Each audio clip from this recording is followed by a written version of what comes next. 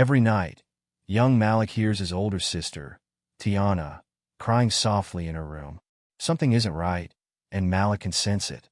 Tiana's smile has faded, and a shadow looms over her ever since their mother's boyfriend, Greg, came into their lives. But when their mom refuses to believe Tiana's cries for help, Malik decides he'll be the one to protect her, no matter the cost. What Greg doesn't realize is that Malik's courage runs deeper than anyone imagined. Before we dive into this heart-wrenching tale of loyalty and bravery, tell us in the comments from where you are watching from today, and don't forget to like and subscribe for more stories of strength and resilience. The sound of laughter echoed through the modest two-story house as Malik chased his sister Tiana up the stairs, their footsteps thundering against the wooden steps. "You can't catch me, little brother," Tiana called over her shoulder, her braids swinging as she took the steps two at a time. "Watch me." Malik grinned, his small legs pumping faster.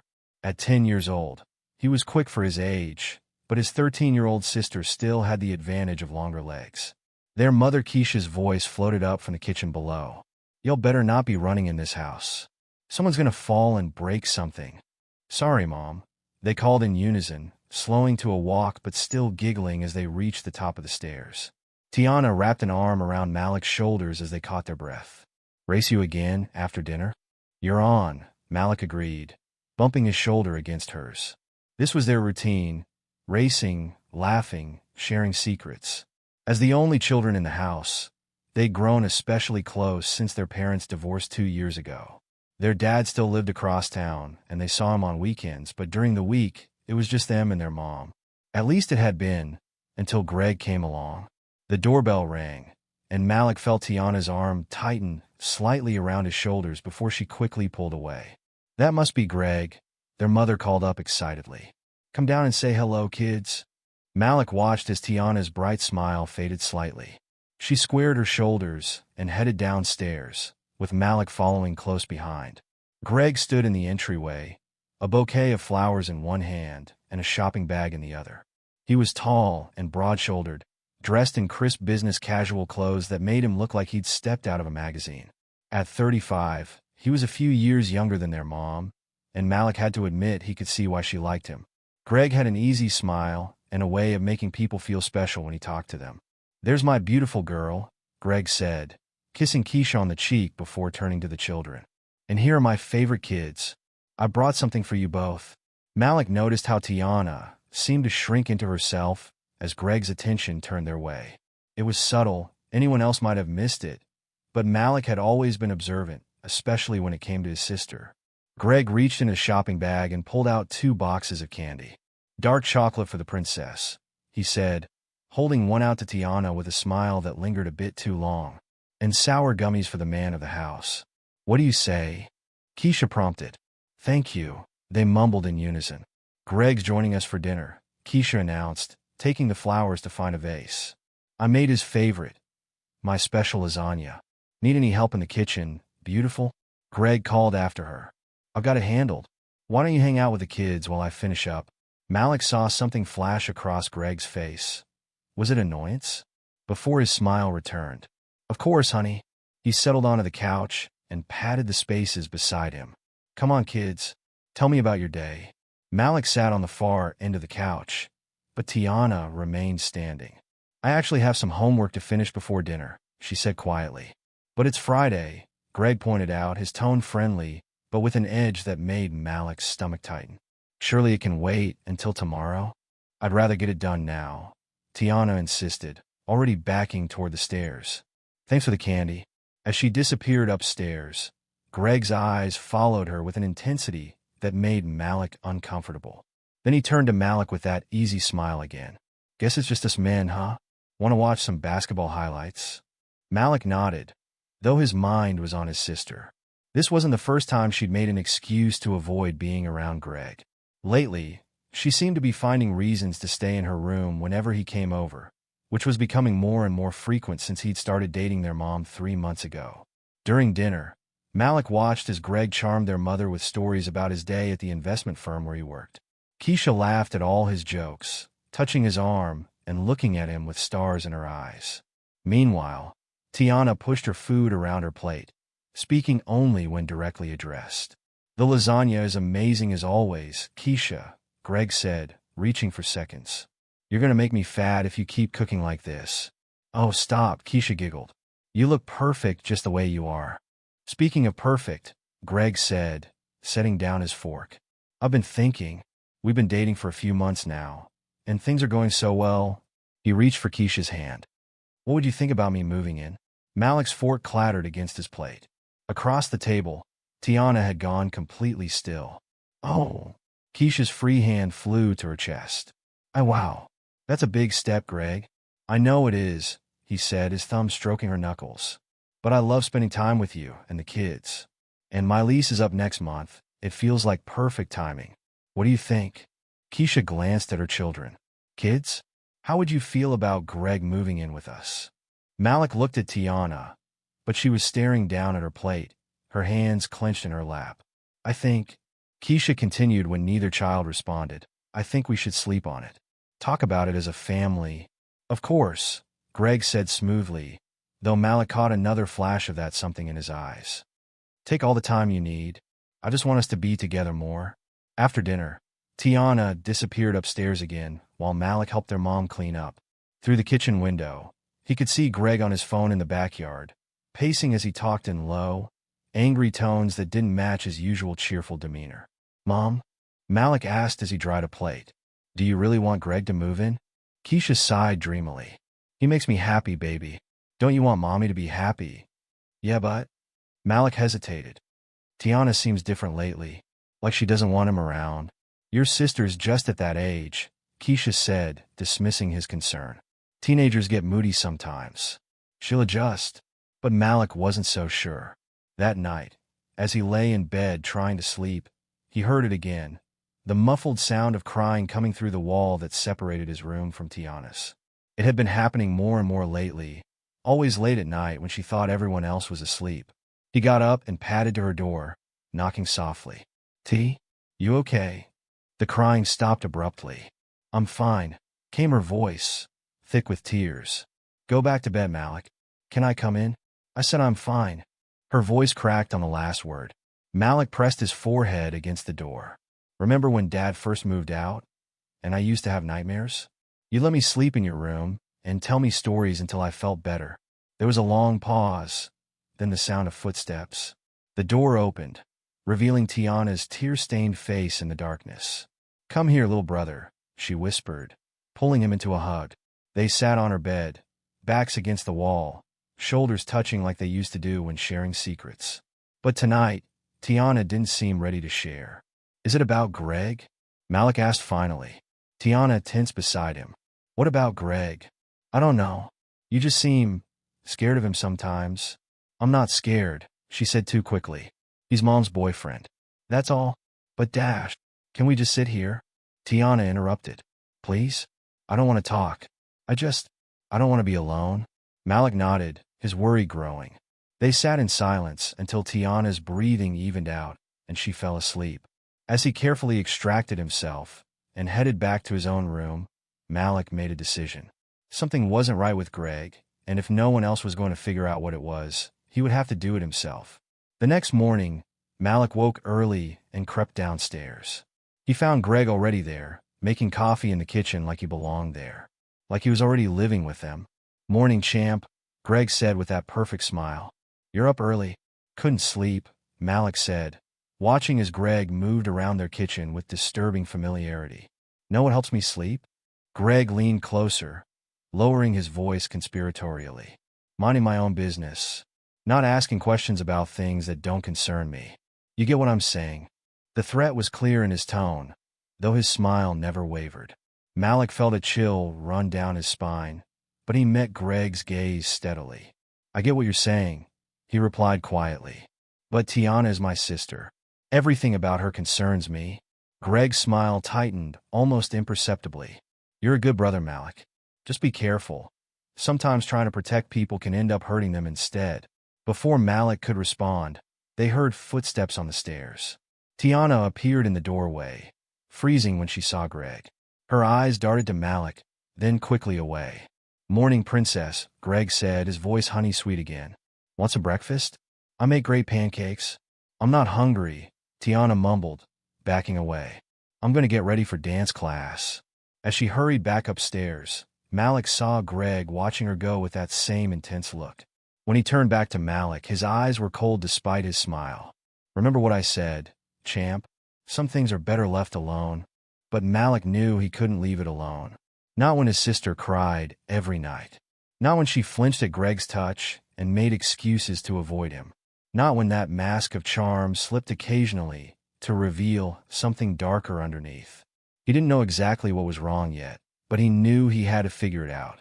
He had to protect Tiana, even if he didn't fully understand what he was protecting her from. That afternoon, as Malik sat on his bed doing homework, he heard voices in the hallway, Greg and Tiana. He crept to his door and listened. Your mom tells me you've been distant lately, Greg was saying. I hope it's not because of me. I have to get ready for dance class, Tiana replied, her voice small. We're going to be family soon, Greg continued as if she hadn't spoken.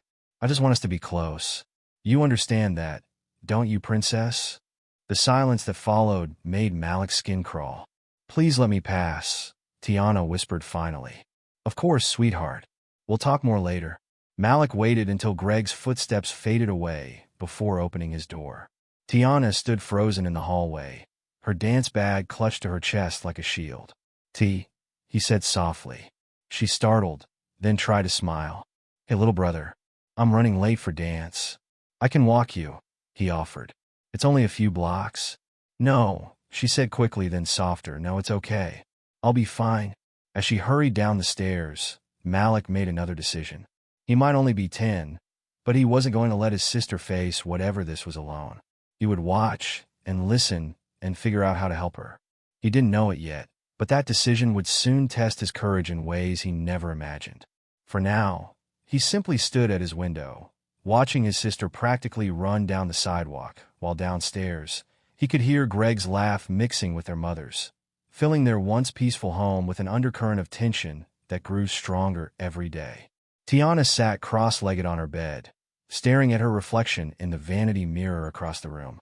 The evening sun cast long shadows through her window, and she could hear the sounds of her mother and Greg laughing downstairs. The sound made her stomach twist. Her best friend Sarah's words from dance class earlier that day echoed in her mind. If something's wrong, you have to tell someone, T. Your mom will understand. But would she? Tiana pulled her knees to her chest, remembering how her mother's eyes lit up whenever Greg entered the room. How she'd been humming to herself more lately, wearing brighter colors, smiling more. He makes me happy, she told Tiana and Malik just yesterday. Don't you want mommy to be happy? Tiana did want her mother to be happy. After the divorce, she'd watched Keisha cry herself to sleep too many nights, throw herself into work, try to hold everything together for her children. Now with Greg, she seemed lighter, more like her old self. But Greg? Tiana shuddered, remembering how he'd cornered her in the kitchen that morning while her mother was in the shower. How he'd reached out to fix her hair ribbon, his fingers lingering too long. The way he called her princess in that soft voice that made her skin crawl. The accidental touches that weren't accidents at all. A knock at her door made her jump. T. It was Malik. Mom says dinner's ready. I'll be down in a minute, she called back, her voice shakier than she intended. Are you okay? Malik's concern was clear, even through the door. Yeah, just finishing some homework. There was a pause. You know I'm here if you need me, right? Tiana's throat tightened. Her little brother shouldn't have to worry about her like this. He was only 10. He should be playing video games and reading comics, not trying to protect his big sister. I know, she whispered, but Malik had already gone. During dinner, Tiana pushed her food around her plate, barely listening to Greg's story about his day at work. She could feel his eyes on her occasionally, that possessive gaze that made her want to disappear into her chair. Princess, he said suddenly, making her flinch. You've barely touched your food. Aren't you hungry? Leave her be, Keisha said, but she was smiling. She's probably just thinking about that boy from dance class. What's his name? Marcus. Mom. Tiana felt her face flush. It's not like that. Oh. Greg's voice had an edge to it now. There's a boy. He's just my dance partner, Tiana mumbled, staring at her plate. 13 is awfully young to be thinking about boys, Greg said, his tone disapproving. Maybe we should consider switching you to an all-girls class. But Marcus has been my partner all year. Tiana protested. We have a recital coming up. Greg's right. Keisha cut in. You are getting to that age where we need to be more careful. And Greg's just looking out for you, baby. Across the table, Malik was watching the exchange with narrowed eyes. Tiana caught his gaze and quickly looked away, feeling tears threatening. After dinner, as Greg helped Keisha with the dishes, Tiana stood in the hallway, listening to them laugh and talk. Her mother sounded so happy, but the words were burning in Tiana's throat, demanding to be said. Sarah was right. She had to tell someone, and it had to be her mom. Mom, she said softly, stepping into the kitchen. Can I talk to you? Alone? Keisha turned, surprised. Of course, baby. Greg, would you mind giving us a minute? No problem at all, Greg said smoothly. As he passed Tiana, he squeezed her shoulder. Good night, princess. Tiana waited until his footsteps faded upstairs before speaking. Mom, I need to tell you something important. What is it, honey? Keisha dried her hands on a dish towel, giving Tiana her full attention. Tiana's heart was pounding so hard she could barely hear her own voice. It's about Greg. Oh. Something in Keisha's expression shifted subtly. What about him? He makes me uncomfortable. The words came out in a rush. The way he looks at me sometimes and touches me. Touches you. Keisha's voice sharpened. What do you mean, touches you? Not like that. Tiana stumbled over the words. But he's always finding reasons to touch my hair or my shoulders, and he corners me when you're not around, and the way he looks at me. She wrapped her arms around herself. It scares me, Mom. There was a long silence. Then Keisha sighed heavily. Tiana, honey, I think you're misinterpreting things. Greg is just trying to be a father figure to you. No, Mom, you don't understand. I understand that this is a big adjustment.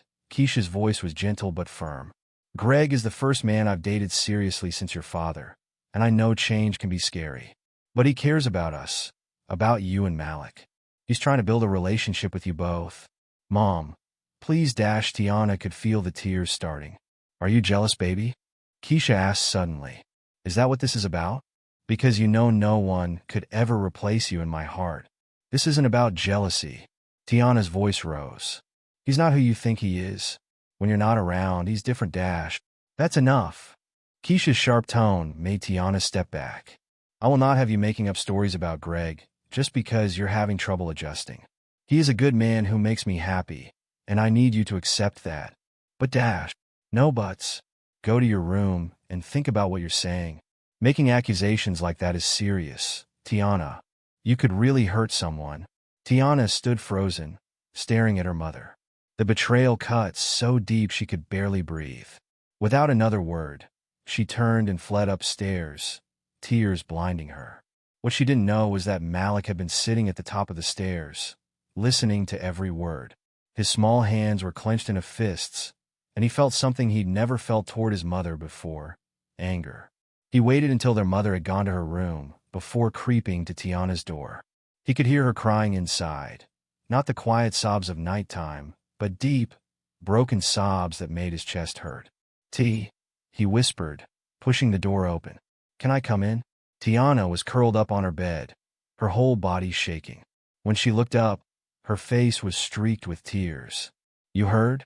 Malik nodded, closing the door behind him. He climbed onto the bed beside her, wrapping his small arms around her like she used to do for him after his nightmares. I believe you, he said firmly. Tiana broke down again, clinging to her little brother. She didn't believe me, Malik. Our own mother didn't believe me. I know. Malik stroked her hair awkwardly, trying to be comforting. But I do. And I'm going to help you. How? Tiana pulled back, wiping her eyes. No one will listen to us. We're just kids. Then we'll make them listen. Malik's young face was set with determination. We'll get proof. I'll follow him around with my phone and record him being creepy. Or we could set up cameras. Despite everything, Tiana gave a watery laugh. You've been watching too many spy movies? Maybe, Malik admitted. But I'm serious, T. We can't let him keep scaring you like this. And if Mom won't help. He trailed off, then held out his pinky. We'll help each other. Deal? Tiana looked at her little brother's offered pinky, feeling a surge of love and gratitude so strong it almost overwhelmed her. She linked her pinky with his. Deal. They sat in silence for a while, shoulders touching, until Tiana spoke again. What are we going to do? First, Malik said, his young face serious. We need to be smart about this. We can't let Greg know we're watching him. And we need to document everything. Document? Yeah, like in those crime shows Mom watches. Write down dates and times when he does weird stuff. Maybe we can use my old iPod to record things dashed. Malik, Tiana interrupted. You don't have to do this. It could be dangerous if he finds out Dash. You're my sister, Malik said simply. And he's the dangerous one, not me. Besides, he managed a small smile. I'm too smart for him to catch me. Tiana pulled him into another hug, fresh tears falling. But these were different. These tears came with the first feeling of hope she'd had in weeks. Later that night, after Malik had gone back to his room, Tiana lay in bed, staring at the ceiling. The house was quiet except for the distant sound of her mother's television. Somewhere in that quiet house was Greg, probably planning his next move, thinking he had won because her mother hadn't believed her. But he didn't know about Malik. He didn't know that her little brother was smarter and braver than anyone gave him credit for. For the first time in weeks, Tiana felt something besides fear. She felt a spark of defiance. In his room, Malik sat at his desk with a fresh notebook open in front of him. At the top of the first page, he wrote in his neat schoolboy handwriting, "Evidence against Greg." Under that, he started his first entry. Date, April 15th. Time, 7:45 p.m. Greg tried to make T quit dance class because of her partner Marcus. He didn't know exactly how they were going to stop Greg yet, but he knew they would, together, because that's what siblings did. They protected each other, even when the adults in their lives failed them. As Malik wrote, he could hear movement in the hallway, Greg's heavy footsteps passing by, pausing briefly near Tiana's door before moving on. Malik's grip tightened on his pencil, but he kept writing. They would need every detail, every incident, every pattern. Greg might think he had all the power, but he didn't know what he was up against. He didn't know about the silent pact made between a brother and sister, sealed with linked pinkies and unshakable love. He didn't know that his time was running out, one careful notebook entry at a time. Tomorrow would bring new challenges, new fears, new reasons to be brave. But tonight, in the quiet darkness of their rooms, two siblings found strength in knowing they weren't alone anymore. Sometimes the biggest courage comes in the smallest packages, and sometimes the strongest heroes are the ones who haven't even finished growing up yet. Malik closed his notebook and hid it carefully in his sock drawer. Then he went to bed, his young mind already planning his next moves. In the room next door, Tiana finally drifted off to sleep, and for the first time in weeks, her dreams weren't filled with fear. Instead, she dreamed of a small but mighty guardian angel who looked suspiciously like her little brother, watching over her with fierce determination in his eyes. Malik sat at his desk, carefully writing in his blue spiral notebook. His teacher had taught them about being specific in their observations, and he was putting those lessons to good use now. April 18th, 3:45 p.m., Greg accidentally brushed against T in the kitchen. She dropped her glass of water. Mom didn't notice.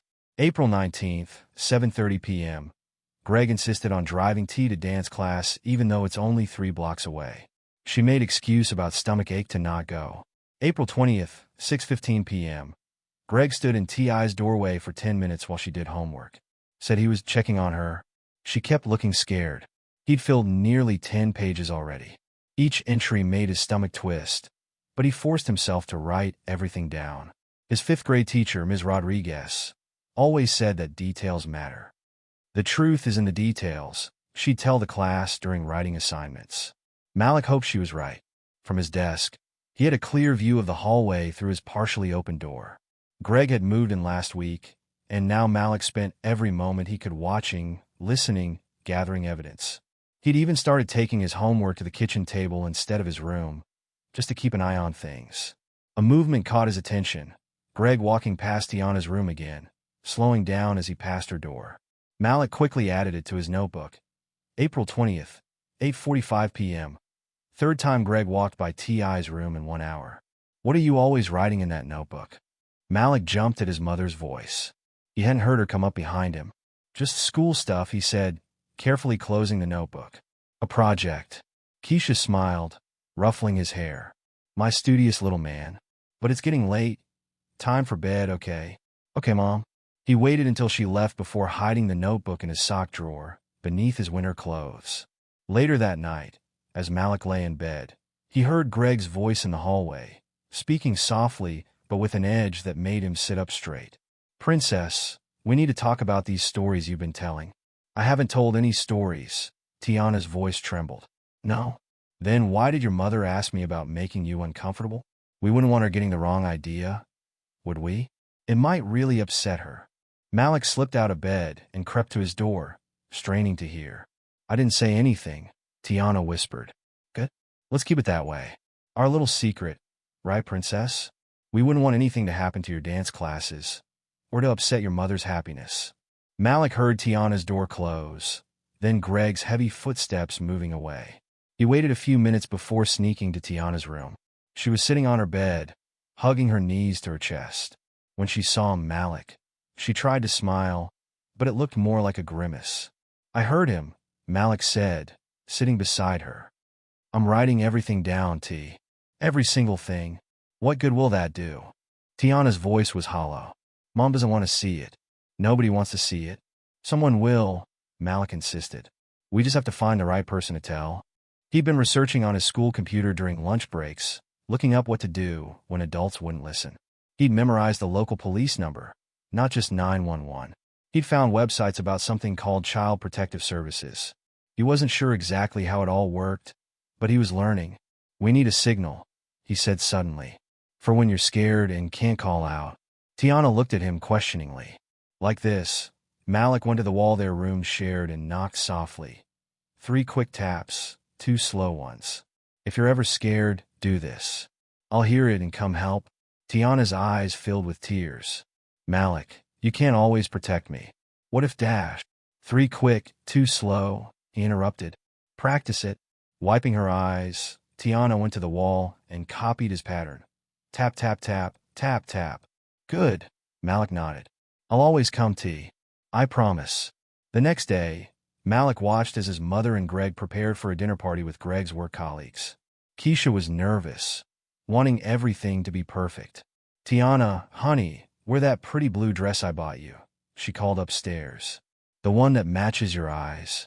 Malik saw Greg's face change at those words, saw something hungry flash across it before his usual smile returned. Quickly, he pulled out his notebook, which he'd started carrying in his back pocket. April 21st, 6:20 p.m. Greg's face got weird when Mom mentioned T.I.'s blue dress. Looked scary. The dinner party was awful. Greg's colleagues were loud and laughed too much at his jokes.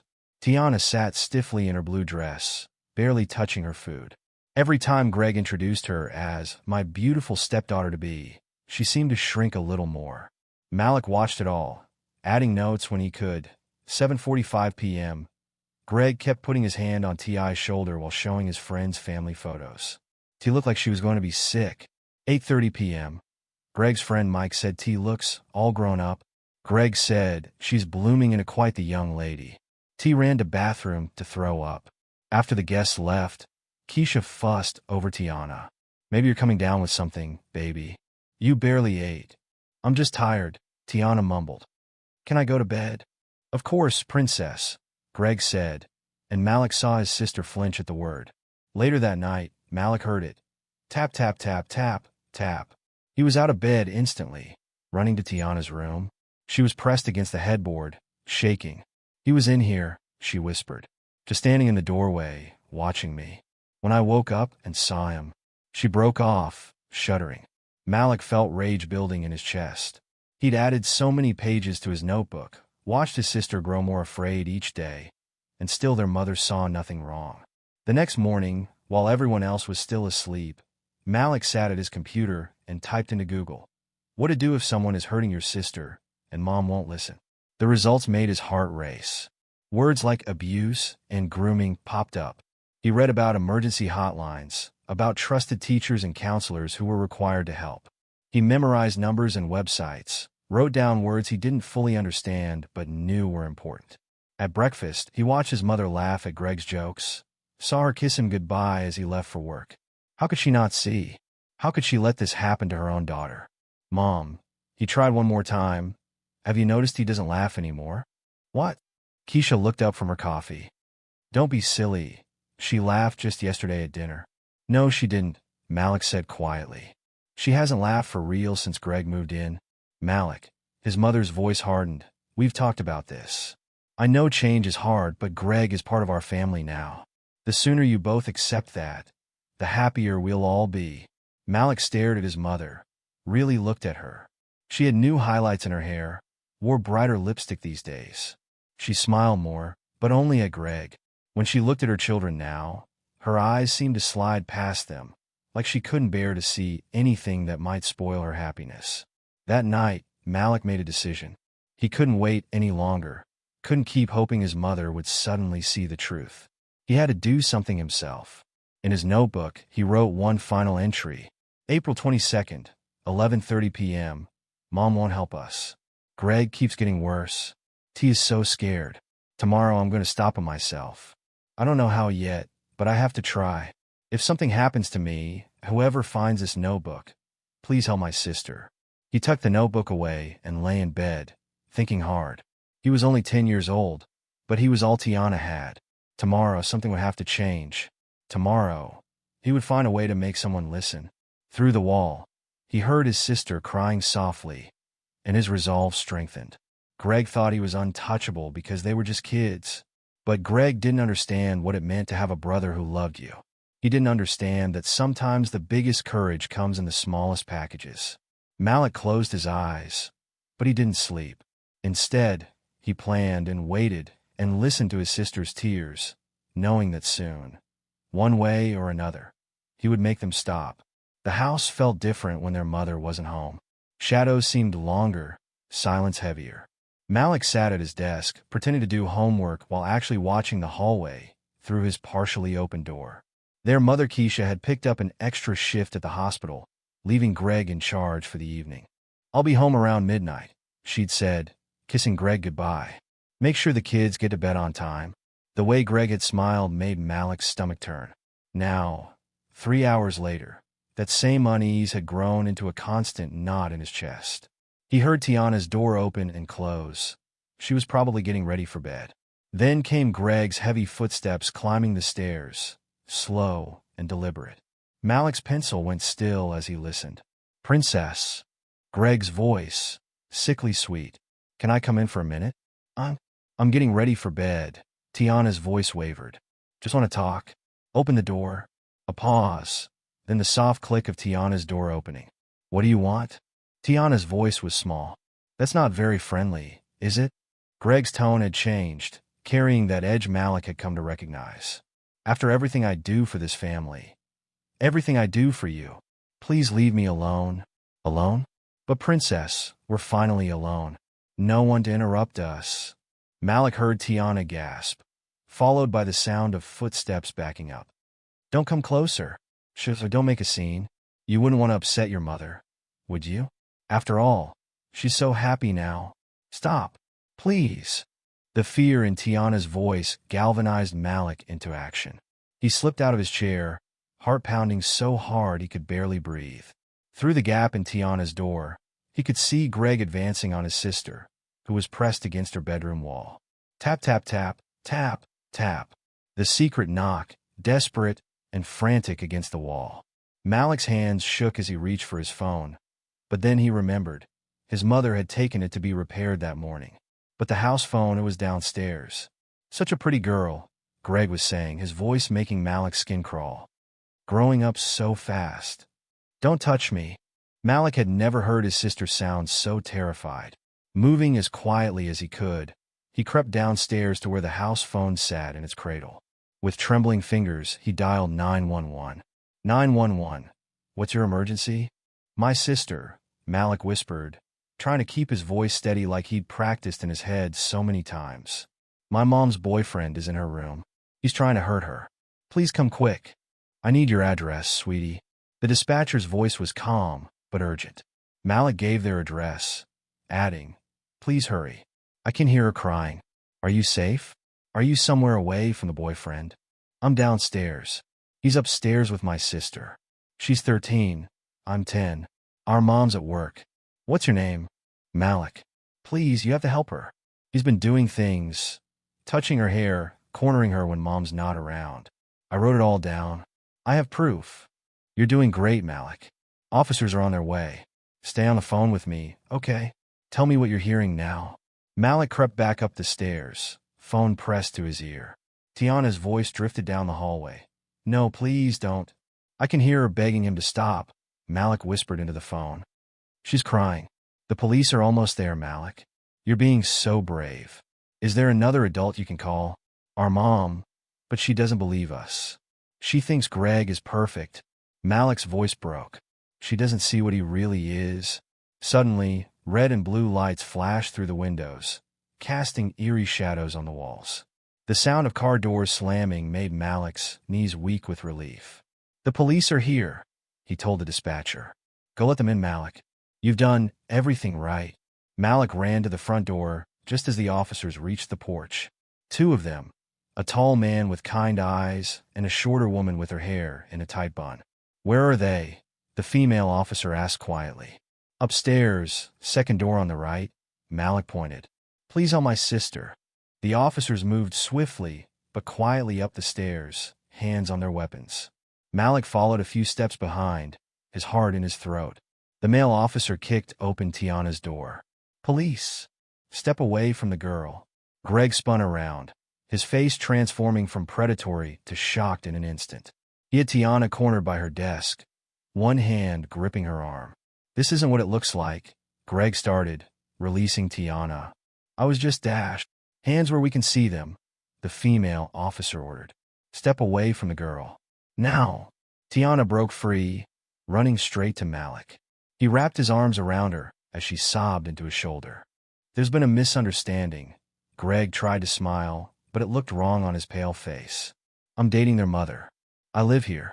I was just checking on Dash." "Save it." The male officer cut him off, moving to handcuff him. "We'll discuss this down at the station." The female officer knelt in front of Malik and Tiana.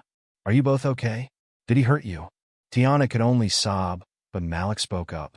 "I have proof. In my notebook. He's been doing things for weeks." "It's okay," the officer said gently. "We're going to need to talk to both of you. But you're safe now. He can't hurt you anymore." As they led Greg downstairs in handcuffs, he kept protesting. "This is ridiculous. Call Keisha. She'll tell you." "I would never." The sound of tires screeching interrupted him. Moments later, Keisha burst through the front door, still in her nurse's scrubs. "What's going on?" "The hospital said the police called." She froze at the sight of Greg in handcuffs. "What is this?" "Ma'am," the female officer stepped forward. "We received a 911 call about your boyfriend attempting to assault your daughter." "What?" "No, there must be some mistake. Greg would never." Keisha looked wildly around until she spotted her children on the stairs. "Tiana? What happened?" Tiana just pressed closer to Malik, trembling. "Mom," Malik said, his voice stronger than he felt. "I can show you." He ran to his room and retrieved his notebook, handing it to his mother with shaking hands. "I wrote down everything.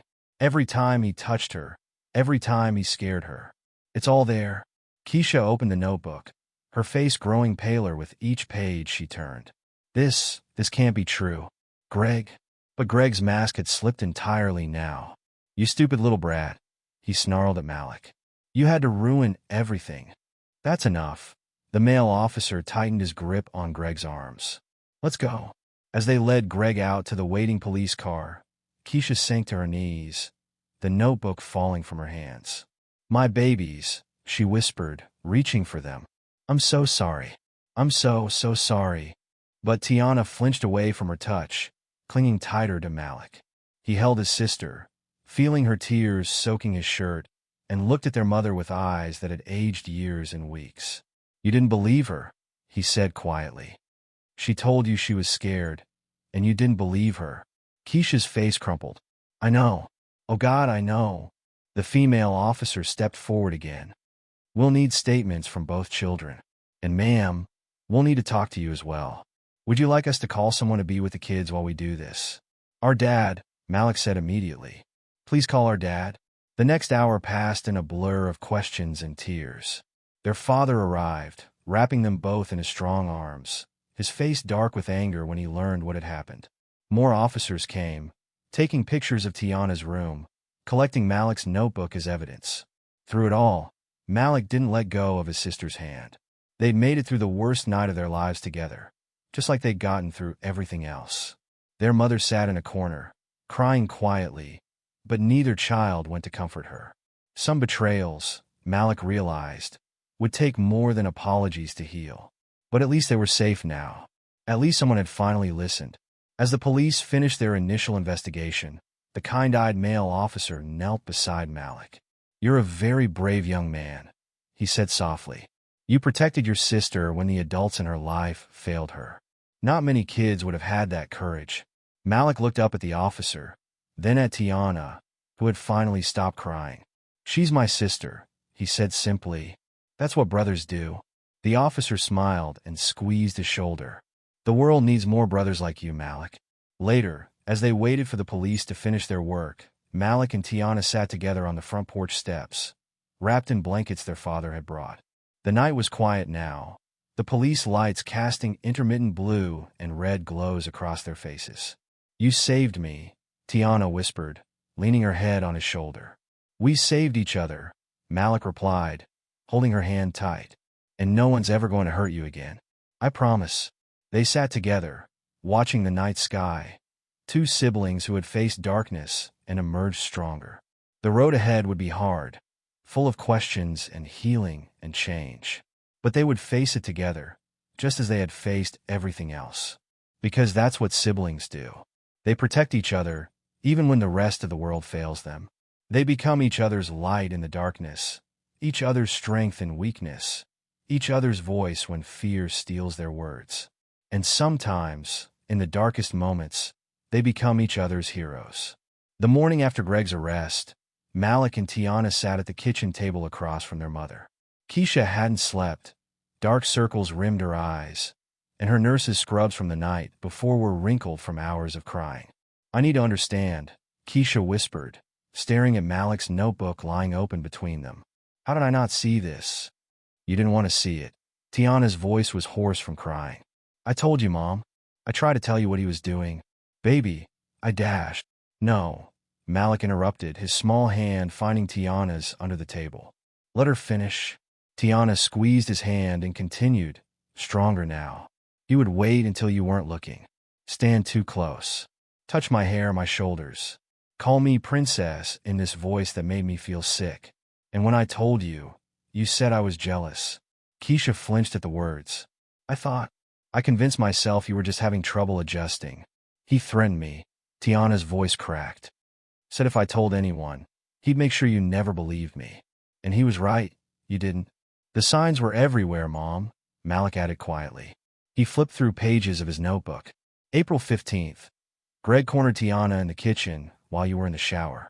April 18th. He stood in her doorway for 10 minutes, just watching her. April 20th. He threatened to make her quit dance class. Each entry seemed to hit Keisha like a physical blow. I was so desperate to believe he was perfect, she whispered. After your father left, I wanted someone to make everything better. But he made everything worse. Tiana burst out. And you let him. You let him hurt me. The police detective said there were other girls, Malik said, his young voice steady despite the horror of the words. Greg had done this before. That's why they arrested him so fast. They'd been looking for him. Keisha pressed her hands to her mouth, tears streaming down her face. Oh God. Oh God. What have I done? My babies. I'm so sorry. I'm your mother. I was supposed to protect you. But you didn't, Tiana said softly. Malik did. Detective Rivera, the female officer from the night before, arrived then to take their official statements. She sat with each of them separately, recording their accounts. When she got to Malik's notebook, she handled it with reverence. This is extraordinary, she told him. You may have saved not just your sister, but other girls too. Your detailed records will help us build a strong case against Greg. Will he go to jail? Malik asked. With this evidence and his prior history? Yes, he will. Later that afternoon, their father James arrived. He'd spent the night in their guest room, unwilling to leave his children after everything that had happened. Now he stood in the living room, facing Keisha. "The kids want to come live with me," he said firmly. "No," Keisha breathed. "Please no. They're all I have." "You lost the right to protest when you chose that monster over our daughter's safety." James's voice was hard. "They don't feel safe here anymore, Keisha. Can you blame them?" Keisha looked at her children, huddled together on the couch. They seemed so small, yet somehow older than they had just days ago. "Please," she begged, "give me another chance. I'll do better, I promise. We can get counseling, work through this." "Mom," Malik spoke up, his voice gentle but firm. "We need time and space." And he glanced at Tiana, who nodded slightly. "And we feel safer with Dad right now. But I'm your mother." Keisha's voice rose desperately. "Everything I did, even if it was wrong, was because I loved you. I wanted to give you a complete family again." "We were a complete family," Tiana said quietly. "Before Greg, just the three of us. We were enough. But you couldn't see that." Keisha sank to her knees, reaching for her children. This time, they didn't pull away, but they didn't move toward her either. "What can I do?" she whispered. "Tell me how to fix this." "You can't fix it," Malik said. "Not right now. But maybe with time, we'll still see you," Tiana added softly. "We just need to feel safe again, to trust again." James stepped forward. "I've already enrolled them in schools near my house. They'll start next week. And I found a therapist who specializes in childhood trauma." Keisha nodded numbly, watching as her children went upstairs to pack their things. Everything was happening so fast, yet she knew she had no right to slow it down. She had lost that right the moment she chose not to believe her daughter. An hour later, bags were packed and loaded into James's car.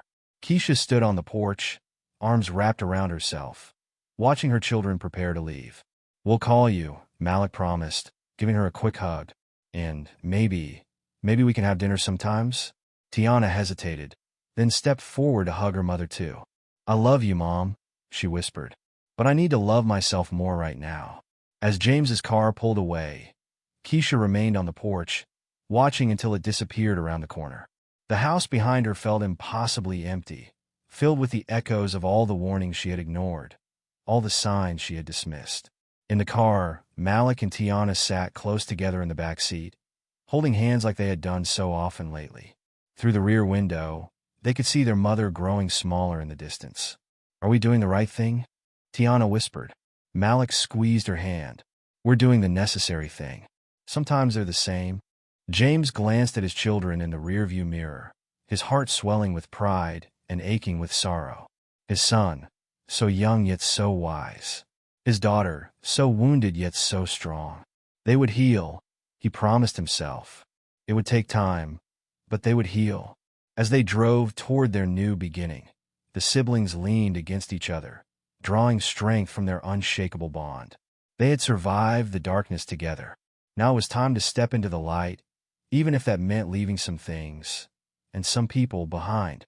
Sometimes the hardest endings led to the best beginnings. And sometimes the deepest love meant knowing when to walk away, carrying hope for a future where trust could be rebuilt, one small step at a time. 3 months after moving in with their father, Malik and Tiana were beginning to feel at home in their new rooms. James had let them decorate however they wanted. Malik's walls were covered with superhero posters, while Tiana had chosen soft purple paint and fairy lights. "You've got this," Malik said one morning, walking with Tiana to her first session with Dr. Carter, their therapist. "Want me to wait outside?" Tiana squeezed his hand. "No, you should go to your own session with Dr. Martinez. I'll be okay." Their father had found them separate therapists in the same practice, Dr. Carter for Tiana and Dr. Martinez for Malik. James believed they each needed their own space to process what had happened. "Remember," Dr. Martinez told Malik during a session, "what you did was incredibly brave, but you're allowed to feel scared or angry too. You don't always have to be the strong one." Malik nodded, fiddling with the stress ball Dr. Martinez had given him. "Sometimes I still feel guilty," he admitted. "Like maybe if I'd done something sooner." "You did everything right," Dr. Martinez assured him. You protected your sister the best way you knew how, and when the time came, you took action. That's all anyone could ask of you, especially at your age. Meanwhile, in Dr. Carter's office, Tiana was making progress too. I had a good day yesterday, she said softly. I actually laughed at lunch with my new friends. Like, really laughed. And I didn't feel guilty about it afterward. Dr. Carter smiled warmly. That's wonderful, Tiana. Healing isn't just about processing the bad times. It's about allowing yourself to embrace the good ones too. At home, James created a routine that made them feel secure. Family dinners every night, movie marathons on weekends, and always an open door if they needed to talk. He'd even started taking cooking classes so he could make their favorite meals. Dad's lasagna isn't as good as Mom's, Malik whispered to Tiana one night, but I like that he tries. Tiana nodded, watching their father proudly serve his slightly overcooked pasta. It tastes like love, she whispered back, and they shared a smile. Their mother was trying too, in her own way. She'd started therapy sessions with Dr. Ross, trying to understand how she'd become so blind to her children's pain. I was so afraid of being alone, she told Dr. Ross, that I made my children feel alone instead. How do I fix that? It's not about fixing, Dr. Ross explained. It's about rebuilding. Trust is earned through consistent actions over time. Keisha took those words to heart. She never pressured her children to visit, but she sent them cards every week, telling them she loved them and was proud of them. She attended their school events, sitting quietly in the back, giving them space while showing her support. Slowly, life began to feel normal again. Tiana returned to dance class, though at a new studio closer to their father's house. Her new partner, David, was patient and respectful, never making her feel uncomfortable. One day, during a group therapy session for teens, Tiana raised her hand. I want to share my story, she said. Maybe it can help someone else. The group leader nodded encouragingly, and Tiana spoke about everything. The grooming, the fear, the betrayal, and most importantly, the healing. When she finished, another girl raised her hand. Thank you, she said quietly. I think I need to talk to someone about my stepdad. That night, Tiana told Malik about it. You didn't just save me, she said. By being brave, you helped me be brave too. And now maybe we can help others. Malik's story spread too, in its own way. His teacher, Ms. Rodriguez, asked him to speak to the class about trust and courage. Sometimes the bravest thing isn't fighting bad guys, he told his classmates. Sometimes it's telling the truth when nobody wants to hear it. 6 months after moving out, they agreed to have dinner with their mother. James drove them to the restaurant, waiting in the car to give them privacy, but staying close enough if they needed him. Keisha was already seated, nervously arranging her napkin.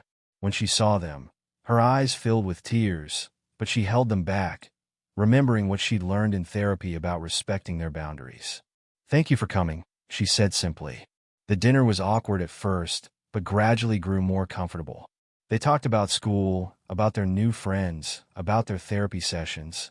Keisha listened more than she spoke, really listened, like she hadn't done in so long. Greg's trial is next month, she said finally. The prosecutor says with Malik's notebook and the other victims coming forward, he'll be in prison for a long time. Tiana tensed slightly, but Malik took her hand under the table. Their signal that they were in this together. We don't have to talk about him, Keisha added quickly. I just wanted you to know that you're safe. You'll always be safe now. I promise. We know, Mom, Malik said gently. We're getting stronger every day. As spring turned to summer, the siblings found their rhythm in their new life. They still had bad days. Tiana still sometimes woke from nightmares, and Malik occasionally felt the weight of responsibility too heavily. But they had tools now to handle those moments. They had their weekly therapy sessions, their supportive father, their slowly healing relationship with their mother, and most importantly, they had each other. One evening, as they sat on the back porch of their father's house watching the sunset, Tiana turned to Malik. Remember our old signal? She asked. The knot code? Malik nodded. 3 quick, 2 slow. I haven't needed it in months, she said thoughtfully. But I still feel safer knowing we have it. Like our own secret superpower. We can make a new one, Malik suggested. Not for danger, for good things. Like when we're happy but don't have the words to say it. Tiana smiled, a real, bright smile that reached her eyes. She tapped the porch railing. 2 quick knocks, 1 slow, 2 quick. What's that mean? Malik asked. It means thank you for being my brother, she said. And I love you, and we're going to be okay. Malik repeated the pattern. 2 quick, 1 slow, 2 quick. They sat together, watching the sky turn purple and orange, their new signal of hope echoing in the quiet evening air. Life wasn't perfect. They still had healing to do, trust to rebuild, scars that would take time to fade. But they had something many people never find, the unshakable knowledge that they would always have each other's backs, no matter what. That night, as James called them in for dinner, both siblings paused in the doorway, looking back at the sunset. The future stretched out before them, not dark and frightening like it had seemed months ago, but full of possibility. They had faced the darkness together and emerged stronger. They had learned that sometimes the biggest heroes come in the smallest packages, and that love, real love, means protecting each other, believing each other, and standing together against anyone who would try to hurt them. Most importantly, they had learned that healing isn't just about getting back to who you were before the pain.